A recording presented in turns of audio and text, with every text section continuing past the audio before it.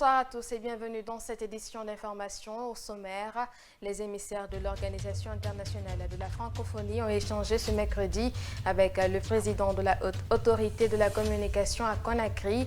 Objectif, s'informer sur le déroulement du processus en cours pour le scrutin présidentiel. Plus de détails à suivre dans ce journal. La campagne électorale pour la présidentielle du 28 décembre 2025 s'est achevée ce 25 décembre en Guinée. Après plusieurs jours de mobilisation, les 9 candidats en lice entrent dans la dernière ligne droite avant le scrutin du dimanche. Enjeux et attentes à la veille du vote à suivre dans cette édition. C'est tout pour le sommaire.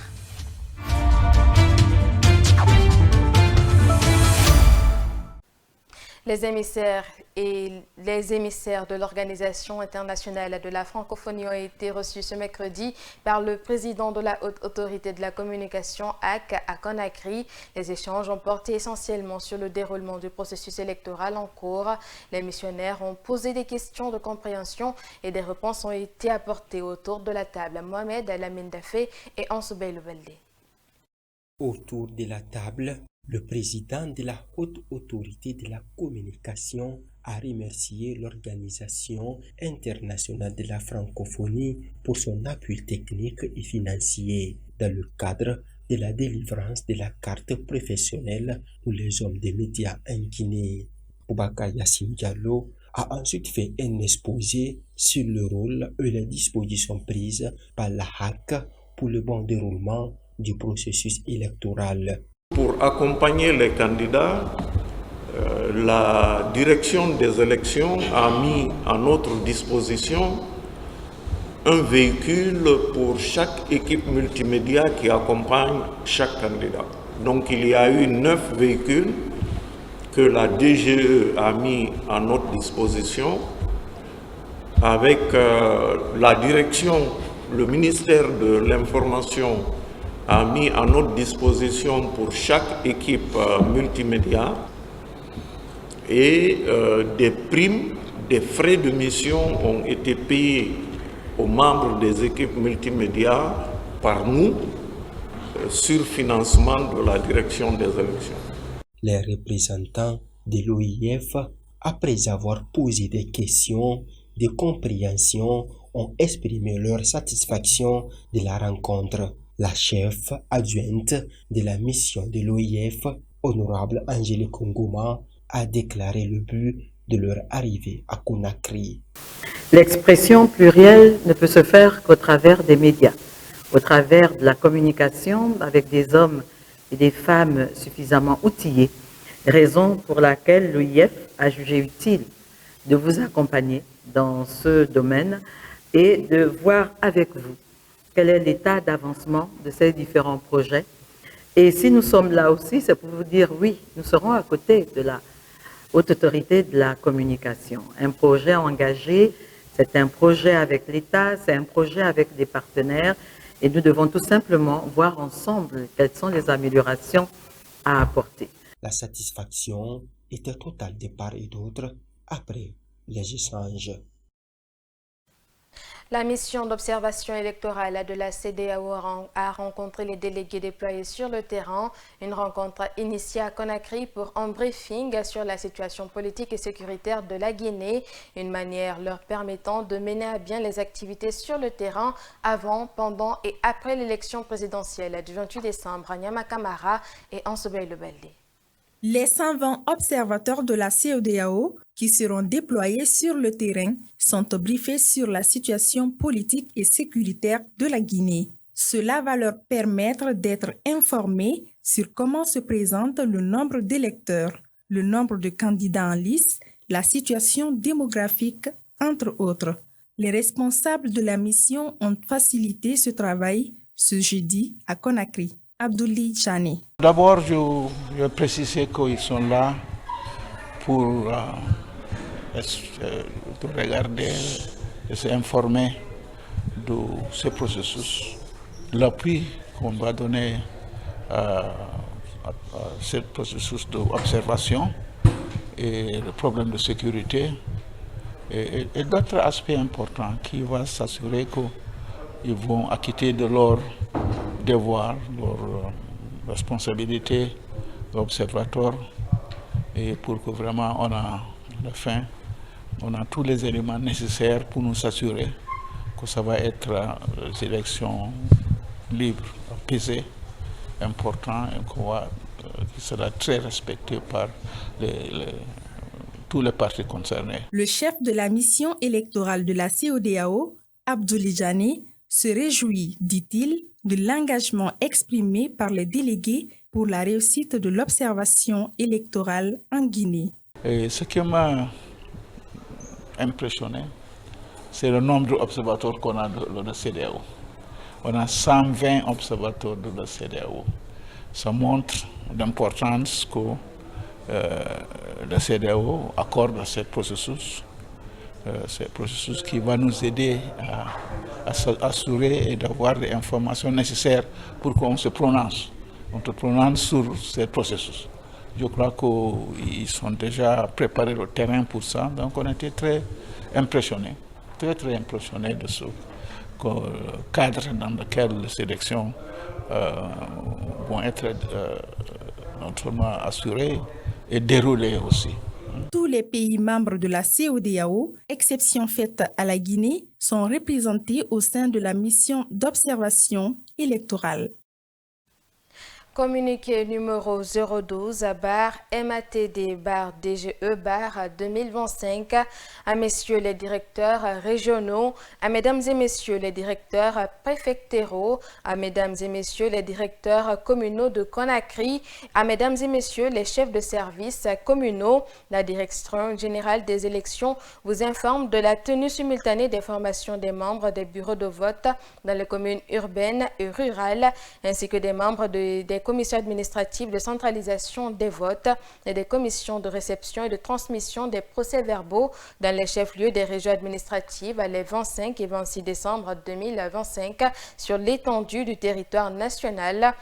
Compte tenu de l'importance de ces deux activités, il est demandé que les membres des bureaux de vote demeurent dans leurs communes respectives et que tous les membres des commissions administratives de centralisation des votes ainsi que des commissions de réception et de transmission des procès-verbaux rallient les chefs-lieux des régions administratives Kindia, Boké, Labé, Kankan, Farana, Mamou, Zérékoré.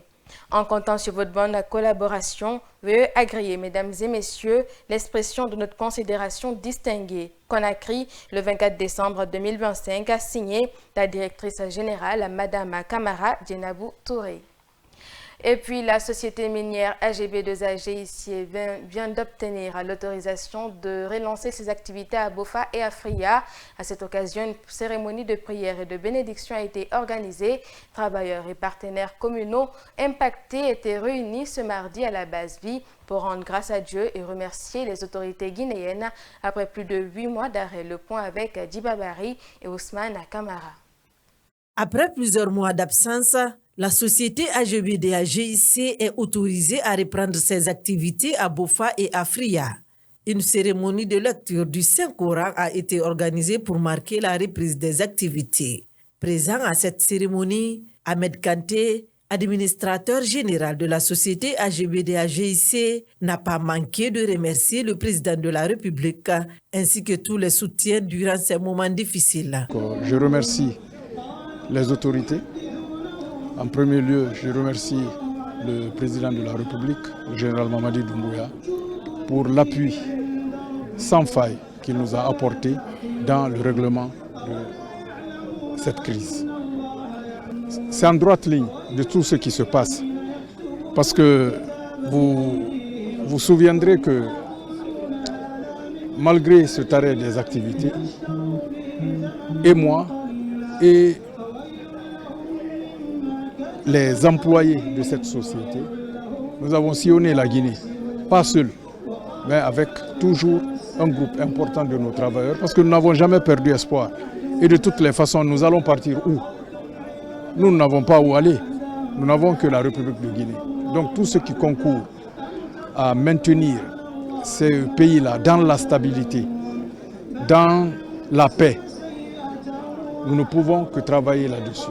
Et je pense que nous rentrons dans une phase qui est électorale et nous avons la grande chance d'avoir pris les bonnes décisions AGB2A GIC a toujours soutenu les étapes qui nous ont menés de l'adoption de la nouvelle constitution jusqu'à l'organisation de l'élection présidentielle.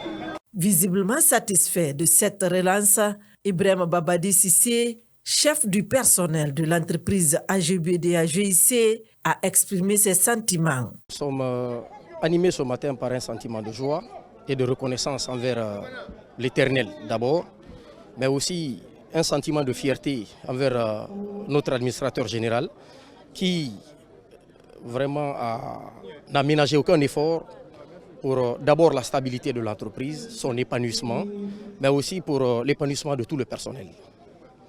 Donc nous disons que cette cérémonie a été pour nous un moment empreint de stabilité, empreint d'espoir, empreint de beaucoup d'autres engagements que vraiment nous prenons aujourd'hui vis-à-vis de l'Éternel et nous le prions qu'il continue à nous assister comme ça dans ce sens pour la stabilité de notre société et la stabilité de tout le pays.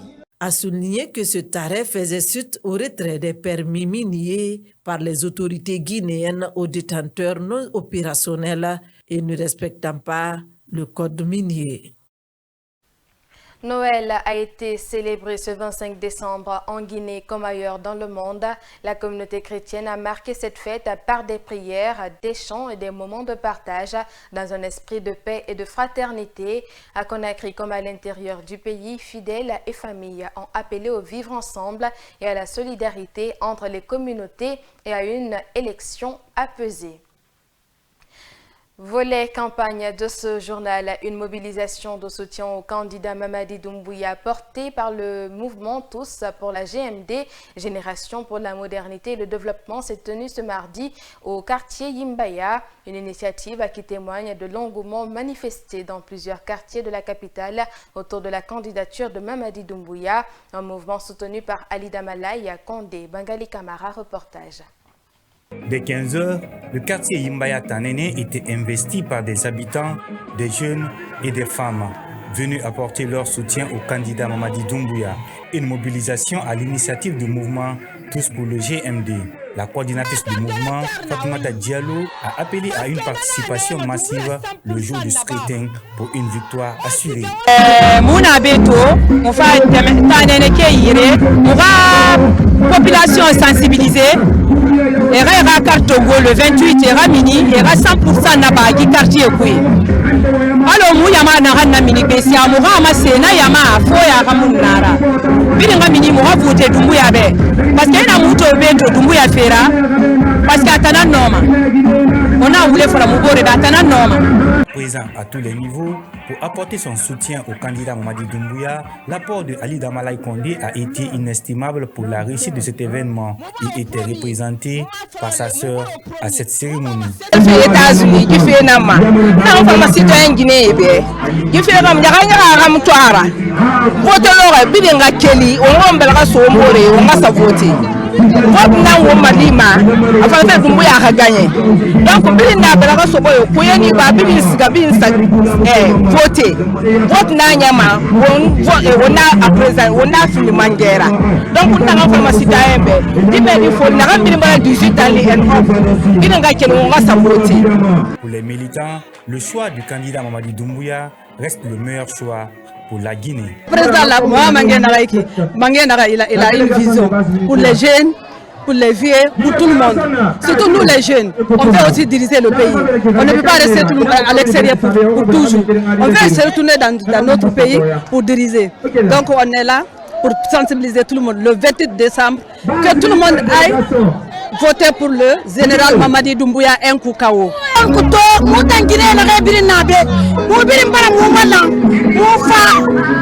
Mufa malangitera mato Doumbouya fera ba munakolo Doumbouya gagné mané Doumbouya bara wali abara simandura keli abara ekoleti abara laptaneti munakolo Doumbouya gagné mané afanya joki mula arata inshallah fakalati Doumbouya gagné mané. Alors que la campagne touche à sa fin, les partisans appellent à une participation pacifique et massive au vote, dans un climat d'affirmation politique.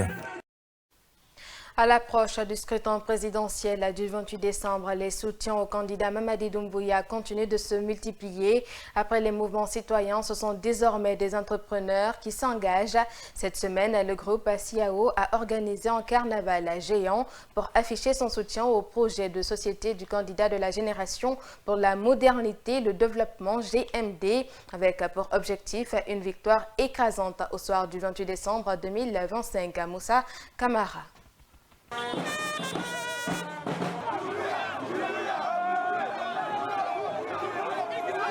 Responsables du groupe CIAO et nombreux citoyens ont scandé le nom du candidat Mamadi Doumbouya. À l'initiative du groupe CIAO, la commune de Kaloum a vibré au rythme d'un carnaval géant organisé en soutien au projet de société du candidat de la génération pour la modernité et le développement. Ces nouveaux soutiens ont parcouru plusieurs quartiers du centre administratif de la Guinée en tenant des chants et exécutant des pas de danse, exprimant ainsi leur adhésion et leur engagement en faveur de leur candidat. Je suis venu ici à cause de Doumbouya.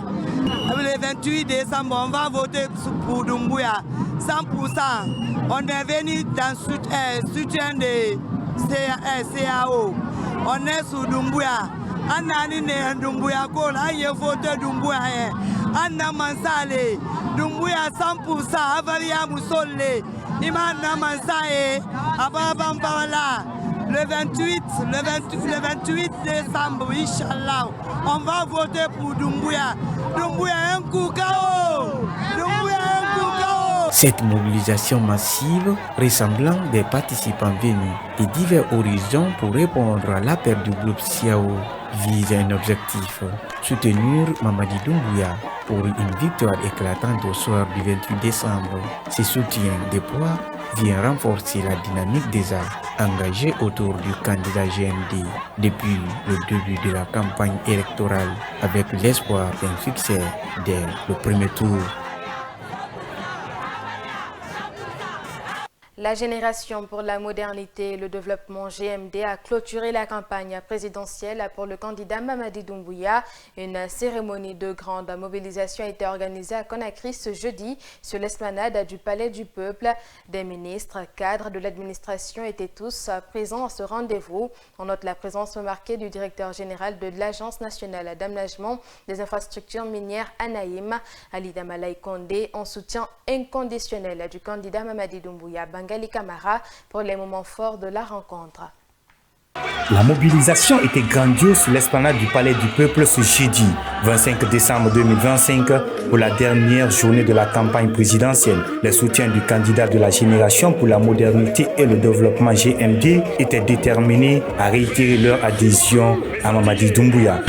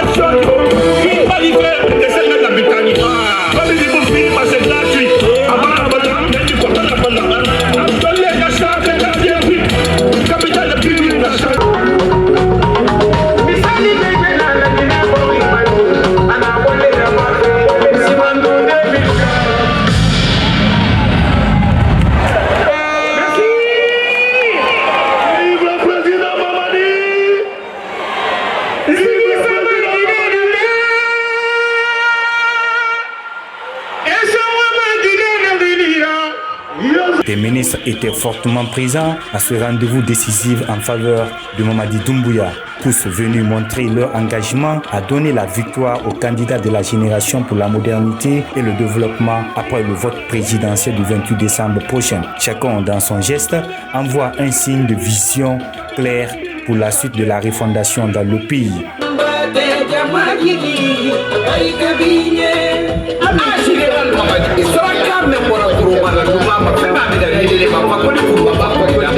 Majira Une présence remarquée à ce rendez-vous, c'est la participation du directeur général de l'Agence nationale d'aménagement des infrastructures minières ANAIM, Ali Damalaï Kondi, n'a pas manqué des pas de danse pour illustrer son soutien inconditionnel au candidat Mamadi Doumbouya, un homme qui n'a cessé de battre campagne pour le candidat de la génération pour la modernité et le développement depuis le premier jour. Voilà, au dernier de cette campagne, Ali Damalaï Kondi marque également son empreinte en faveur du candidat Mamadi Doumbouya pour un vote massif le 28 décembre 2025.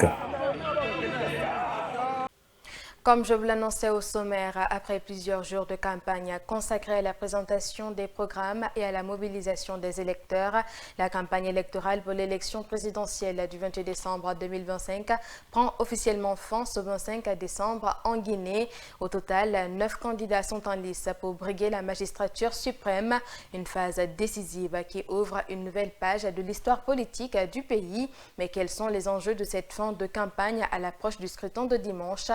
De réponse avec Khadija Kaba. Ce 28 décembre 2025, près de 6,7 millions de Guinéens sont appelés aux urnes pour élire leur président. Ce scrutin présidentiel constitue une étape majeure du processus de normalisation de la vie politique du pays. Ils sont au total 9 candidats à prétendre à la magistrature suprême. Durant la campagne, chacun a tenté de convaincre les derniers électeurs indécis et de consolider sa base électorale. Les principaux enjeux de cette fin de campagne portent sur la mobilisation effective des électeurs, la clarté et la cohérence des messages politiques, mais également sur la crédibilité du processus électoral. La Guinée en transition depuis le 5 septembre 2021, la transparence du vote et l'acceptation des résultats demeurent au centre des préoccupations. Autre défi majeur, le maintien de la paix et de la stabilité avant, pendant et après le scrutin. Les appels au calme se multiplient tandis que les autorités assurent avoir pris toutes les dispositions nécessaires pour garantir un vote apaisé et sécurisé. Ce jeudi marque ainsi la fin officielle de la campagne électorale conformément au code électoral. Dimanche, les Guinéens auront la lourde responsabilité de départager des candidats et de contribuer à l'écriture d'une nouvelle page de l'histoire politique de la Guinée. Et voilà, c'est tout pour cette édition d'information à tous. Merci de l'avoir regardé. Au revoir.